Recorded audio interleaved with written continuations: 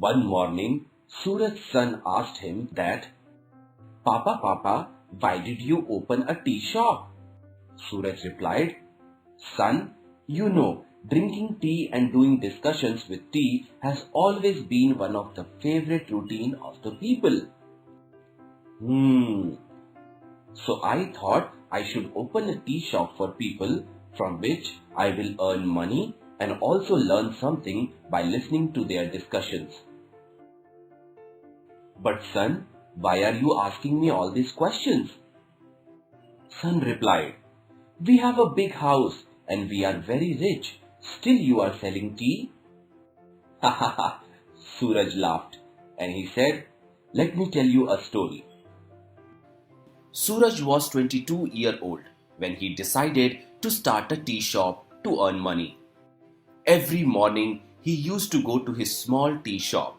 He started his work with cleaning it. He arranged everything perfectly. Initially, he had no customers, which made him sad. Then he started keeping some magazines and newspaper in his shop. Slowly, one or two people started coming to his shop. Those people were people from other villages who used to come to Suraj village for business work. Suraj made tea for them with all his hearts. Those people were very happy after having tea. Now slowly his tea was hottest topic in the village. People started coming to Suraj's stall to taste tea. Even his wife came to see the stall and the crowd. Now there are fixed customers who came to his shop daily. One day, Suraj did not realize the time and remained busy in his shop till late night. Suddenly, he heard some disturbing noises. It seems like some ghost or wild animals are screaming at distance. He got scared and thought to close the shop. When he was about to close the shop, an old lady came and asked for tea. Suraj could not refuse her and made the tea for the old lady. After drinking tea, the old lady said, She has no money to give. Suraj did not say anything and closed his shop and went home.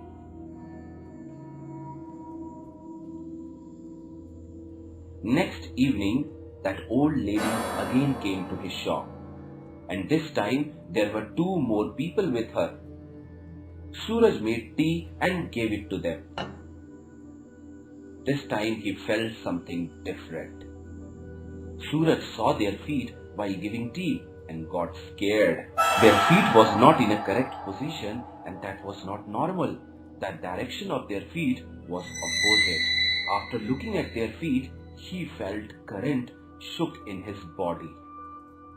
He started trembling while standing there but could not say anything. When those people were going back towards the forest, Suraj saw them that they just disappeared. He was very scared.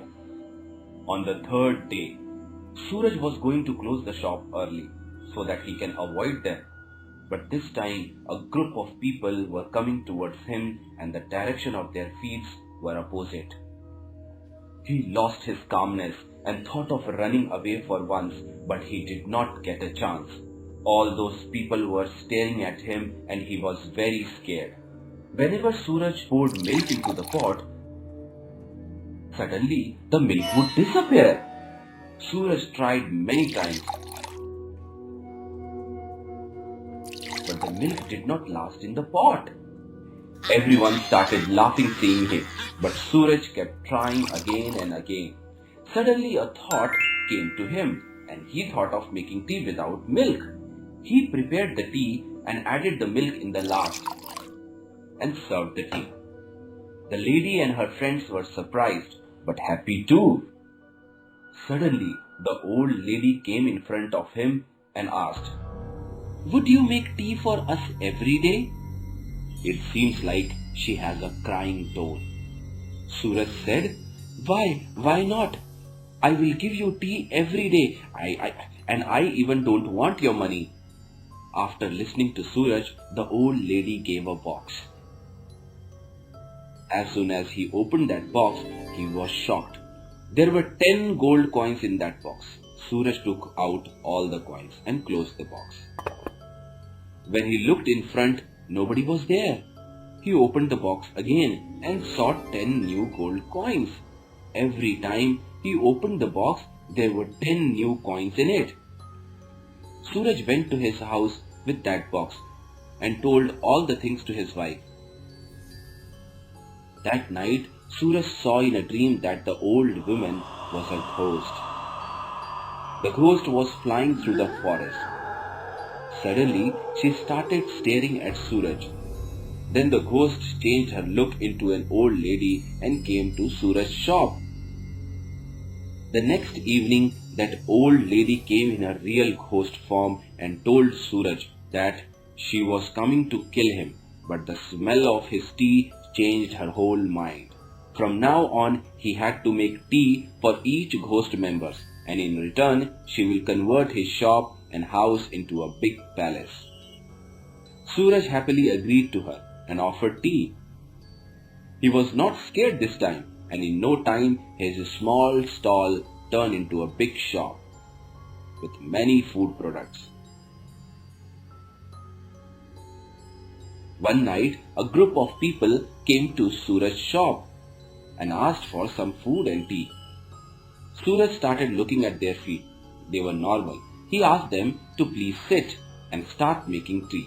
When he was about to give tea to everyone, the old lady came in front of him and said that I was taking your examination.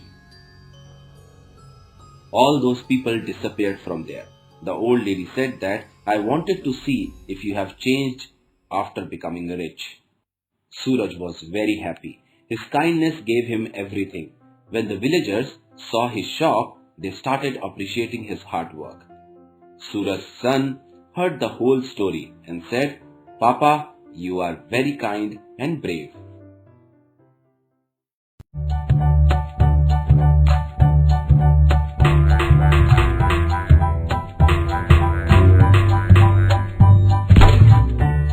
गरीब बहू का जादुई घास का AC. एक छोटे से गांव में सरिता अपनी बहू और अपने गरीब परिवार के साथ रह रही थी। बेटा, आज हमें ये रात को सारा काम खत्म करना होगा, कल ये सारा ऑर्डर का सामान जाएगा। माँ, मैं तो कोशिश कर ही रहा था, लेकिन घास ही खत्म हो गई। अब आप ही बताओ ना, मैं क्या करूँ? हमारे पास और कोई चारा नहीं है, हमें जंगल से और घास काट कर लानी होगी। इस समय जंगल में जाने का फायदा नहीं है, कभी भी कुछ भी हो सकता है। जंगली जानवर रात के समय ही बाहर निकलते हैं। अजय बिल्कुल सही कह रहा है बहू। अरे माँ जी, हम 2 लोग अगर जाएंगे तो कोई जानवर पास नहीं आएगा, और फिर इतनी जल्दी कोई जानवर हमला नहीं करता। हमें ये ऑर्डर कल देना है, आप ये भी तो सोचिए। लेकिन बहू। माँ जी, आप चिंता मत कीजिए, कुछ नहीं होगा, बस आप बच्चों के पास ही रहना और उनका ख्याल रखना। अगर ये ऑर्डर नहीं गया तो बच्चों के लिए हम गर्मी से बचने के लिए कूलर भी नहीं खरीद पाएंगे। सरिता की बहू भाविका और उसका बेटा, वो तीनों घास से पंखे कूलर बनाने का काम किया करते थे, इसलिए उन्हें घास की जरूरत पड़ती थी। वह आधी रात के समय जंगल में जाते हैं। भाविका, जरा से भी हलचल हुई तो मुझे बता देना, कभी भी कुछ भी हो सकता है।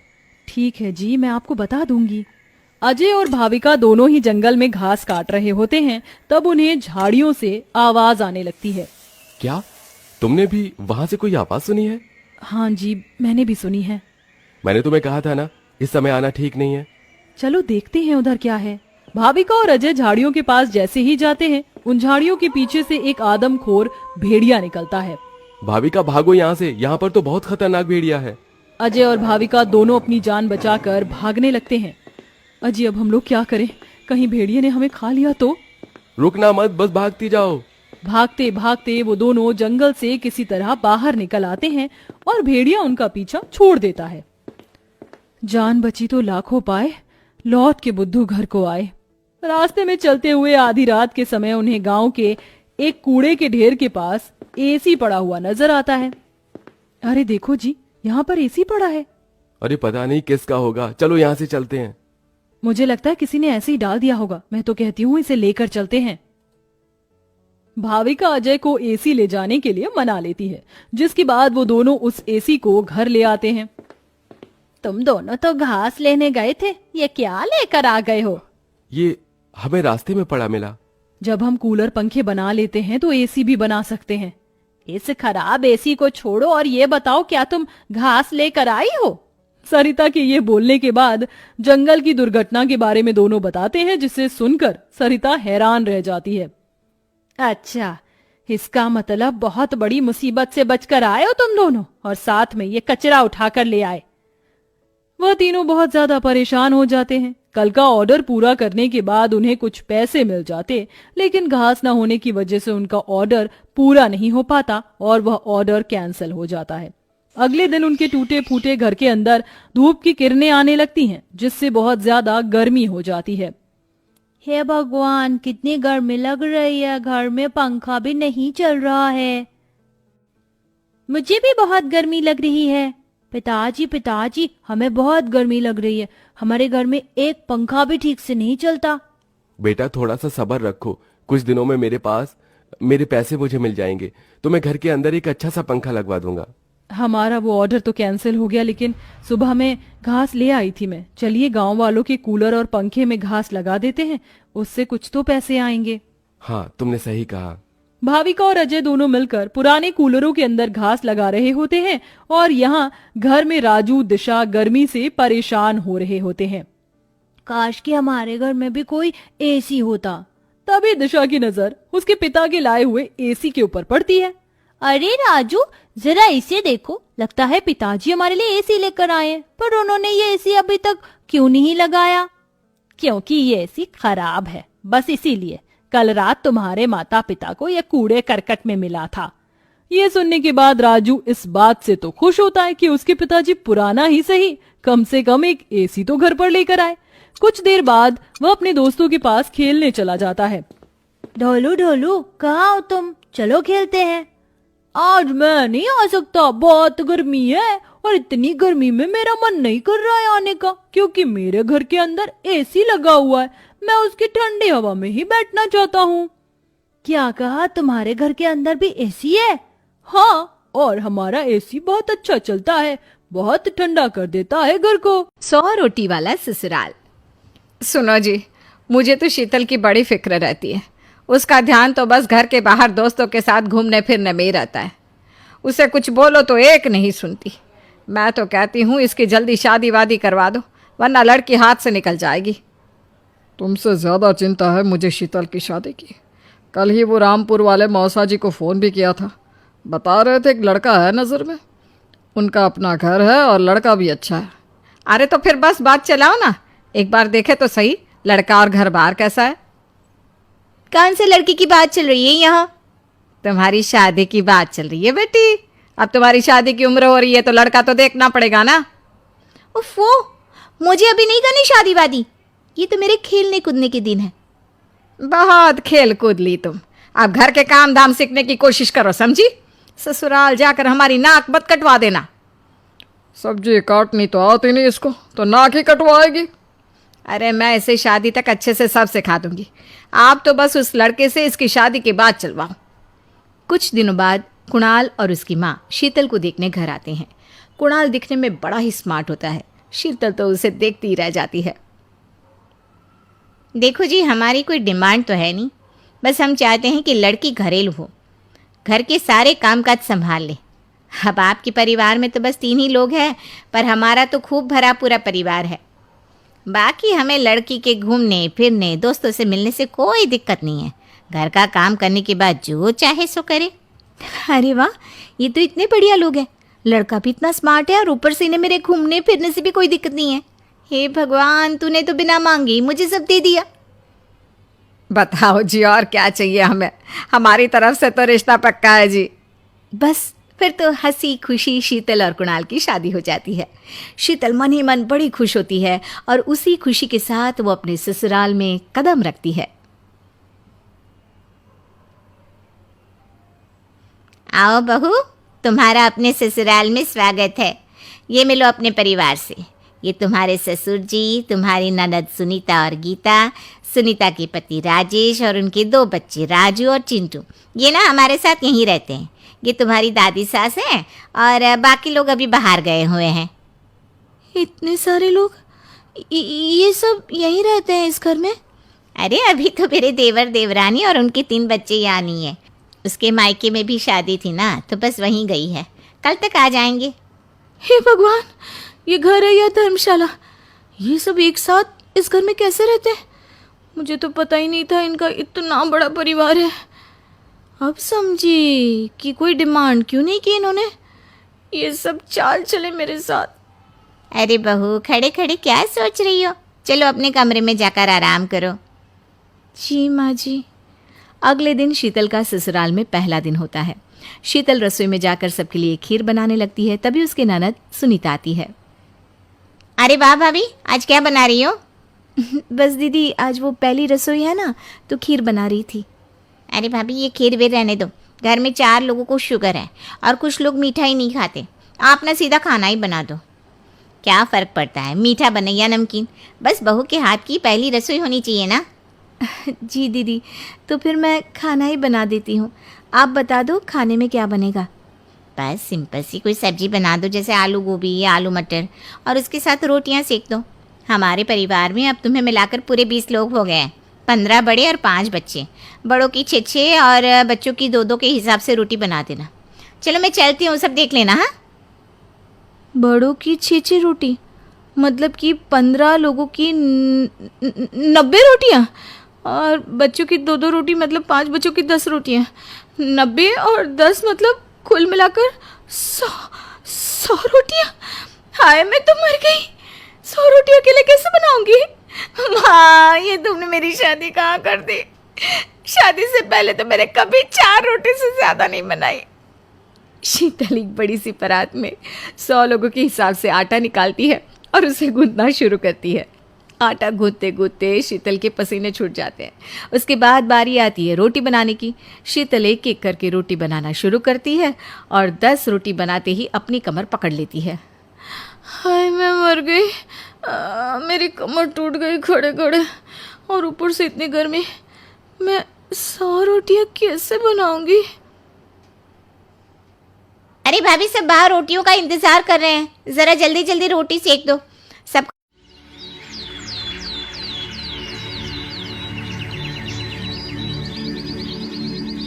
अरे इतनी सुबह कहाँ जा रही हो? आपको दिखाई नहीं देता? मैं फूल तोड़ने जा रही हूँ। तुम्हारा फूल तोड़ना मतलब पेड़ों की डालियाँ तोड़ना। पता नहीं डालियों को तोड़कर तुम्हें कौन सी खुशी मिलती है। और तुम सारे फूल तो इकट्ठा करके रखती हो और मंदिर में पड़े पड़े वो फूल सूख जाते हैं। और पूजा तो तुम क्या खाक करती हो? देखिए, अच्छा नहीं होगा।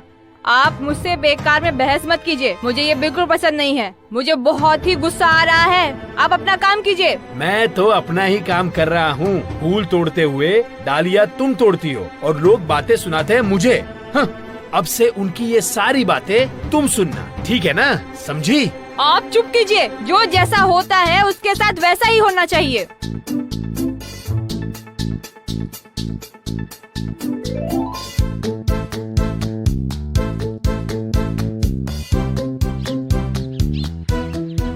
आज मैं एक भी फूल नहीं छोड़ूंगी, सारे फूल तोड़ लूंगी। देखो तो मुझे कौन मना करता है। पहले लग्गी से इसे डाल को नीचे झुकाती हूँ। अरे कौन है? रूपा है क्या? मैं तो जानती ही थी। तेरे अलावा और कौन इस तरह के काम करेगा? अरे फूल तोड़ रही है या पेड़ से कुश्ती लड़ रही है? नीता भी तो फूल तोड़ती है, पर वो तेरी तरह पेड़ों की डालियाँ नहीं तोड़ती। सुबह सुबह चिल्ला क्यों रही हो? बस नीता नीता नीता, जैसे नीता के अलावा कोई दिखता ही नहीं है तुम्हें। हाँ, नहीं दिखता। तेरे फूल तोड़ने के बाद बगीचे का जो हाल होता है उसे बाद में नीता ही आकर ठीक करती है। अरे रे, ये क्या कर रही है? सारे फूल तोड़ लेगी क्या? अरे हमारे लिए भी तो कुछ छोड़ दे। क्यों? नीता को पैसे देकर बाजार से फूल मंगवा लेना। अरे ये तेरा पेड़ है या मेरे घर का पेड़ है, दुष्ट औरत? क्या मैं दुष्ट औरत? हाँ, कल तो मैं तुम्हारा पेड़ ही काट डालूंगी। मैं भी देखती हूँ कौन मेरा क्या बिगाड़ लेता है।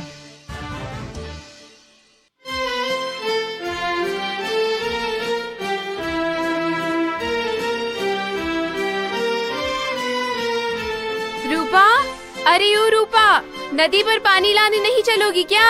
ओ रूपा। हाँ चलो।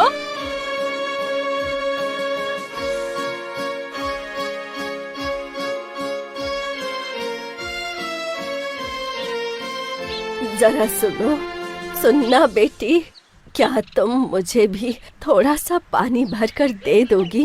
क्यों? तुम क्या अपना काम खुद नहीं कर सकती हो? अरे बेटा, मेरी उम्र हो गई है, ठीक से चल नहीं पाती, पानी कैसे भरूं? तुम ही थोड़ा सा दे दो। हाँ, उम्र तो हो ही गई है, तो क्या हमसे पूछ कर बूढ़ी हुई थी क्या? खुद ही तो बूढ़ी हुई हो, हमें उससे क्या? रूपा, तुम ये क्या बोल रही हो? तुम चुप रहो और सुनो, हम तुम्हारी नौकरानी नहीं है, समझी तुम? अपना काम खुद करो, वरना चुपचाप बैठी रहो।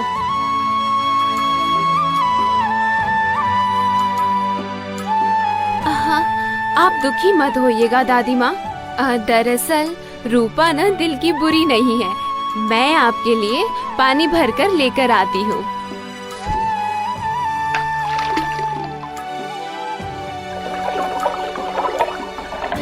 नीता, जब मैंने एक बार मना कर दिया तो फिर तुम उस बूढ़ी के लिए पानी क्यों भर रही हो? हाँ, क्यों भरा तुमने, बोलो? गुस्सा मत हो रूपा बहन, तुम बताओ मैं क्या करूँ? बेचारी वो बूढ़ी इतना सब कुछ कैसे हाँ, बेचारी बूढ़ी हमेशा सबकी नजरों में अच्छा बनकर रहना चाहती है, मुझे समझ में नहीं आता क्या? हर बार अच्छा बनने की कोशिश करती है। आज दोनों को मैं खरी खोटी सुना के ही रहूंगी। दादी माँ, पानी कहाँ रखूँ मैं? मेरे घर के अंदर रख दोगी क्या बेटी? हाँ, लोगों को अपनी बातों में बहला फुसलाकर अच्छी तरह से काम निकलवाना जानती हो तुम। नहीं मेरी बच्ची, नहीं। जिसका जैसा कर्म होता है उससे तो मैं वैसे ही बात करती हूँ। सुनो, बकवास मत करो, इस बेवकूफ नीता से ज्यादा जानती हूँ मैं लोगों को, समझ में आई बात?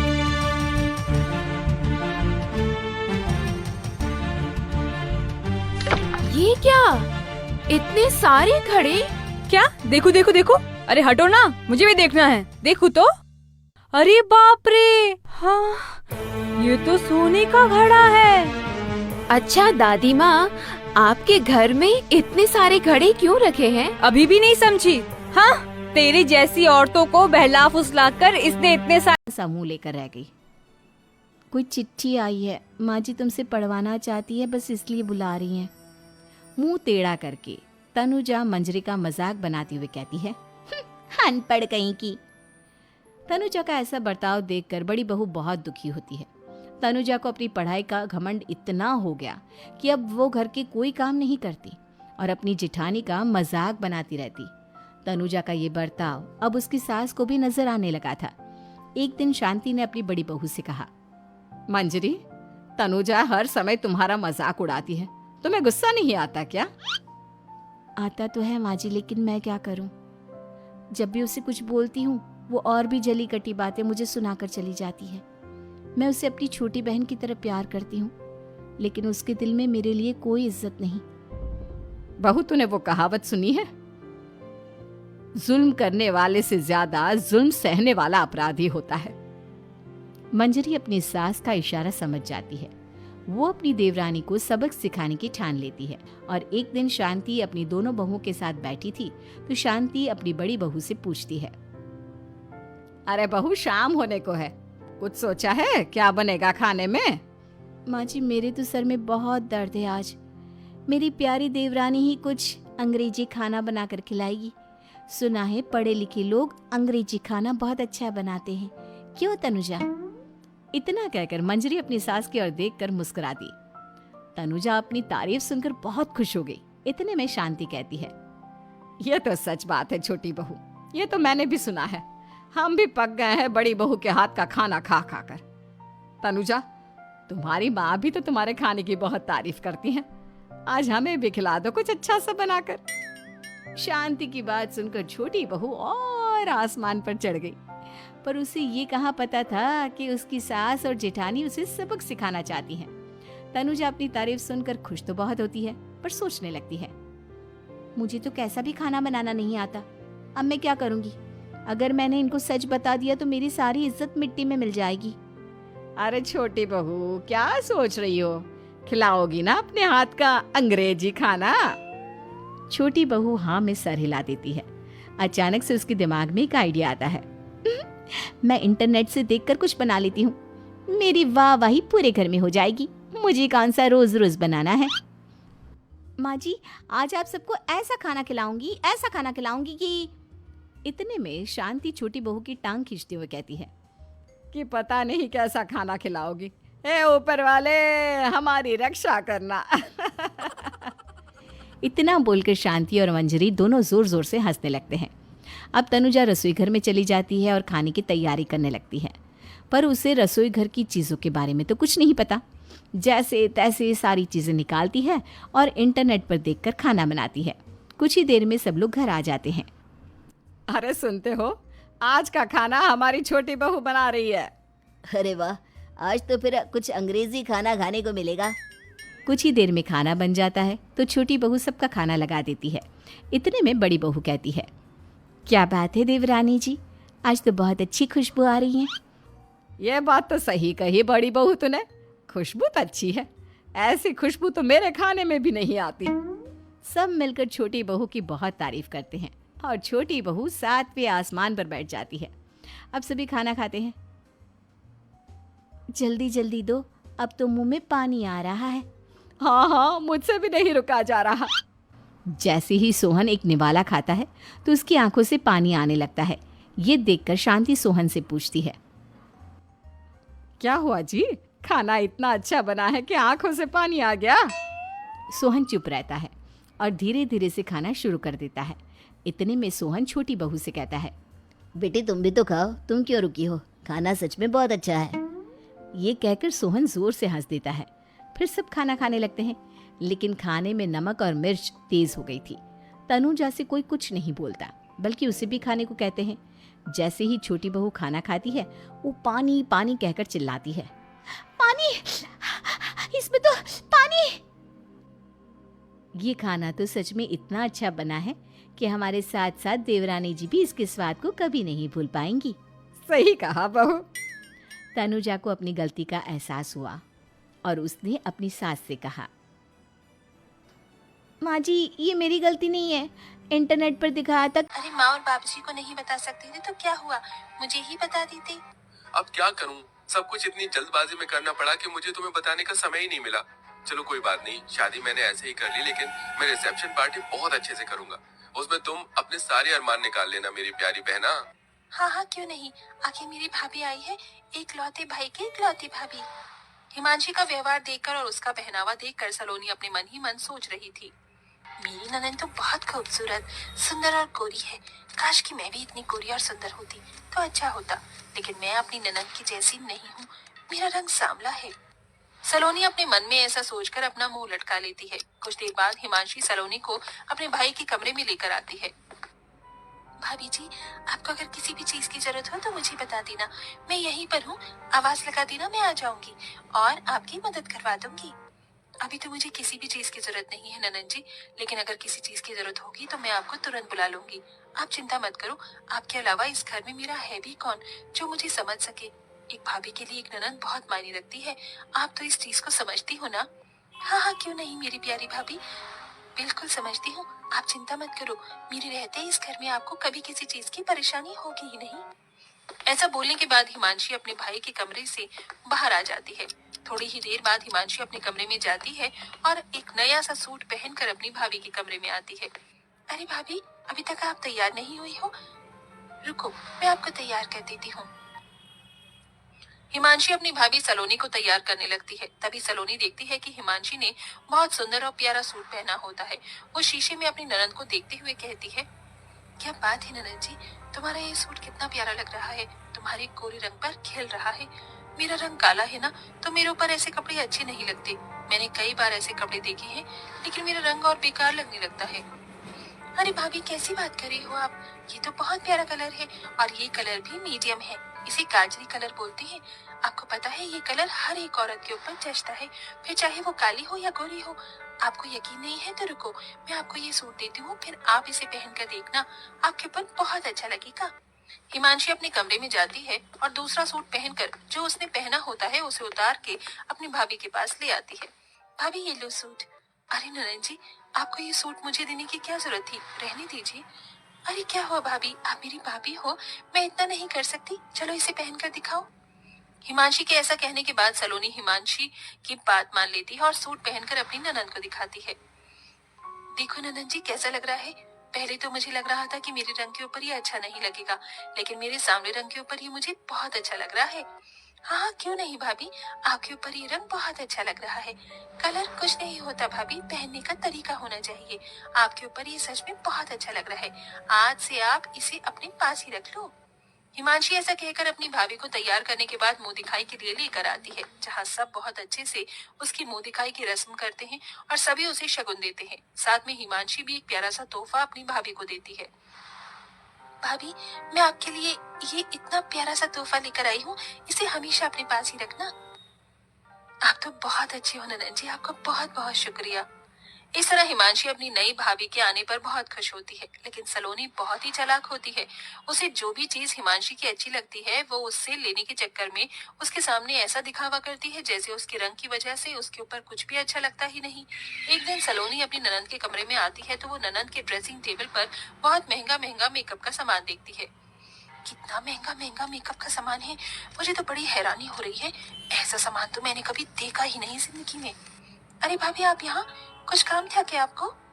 नहीं, कुछ काम नहीं था, मैं तो बस ऐसे ही आई थी। वैसे ननन जी, आपके कमरे में ड्रेसिंग टेबल पर ये इतना महंगा महंगा मेकअप का सामान, वैसे तो मैं भी सोचा करती थी कि मैं मेकअप करूंगी, लेकिन मेरा रंग सांवला है, इसलिए मेरे रंग पर पता नहीं मेकअप खिलेगा या नहीं।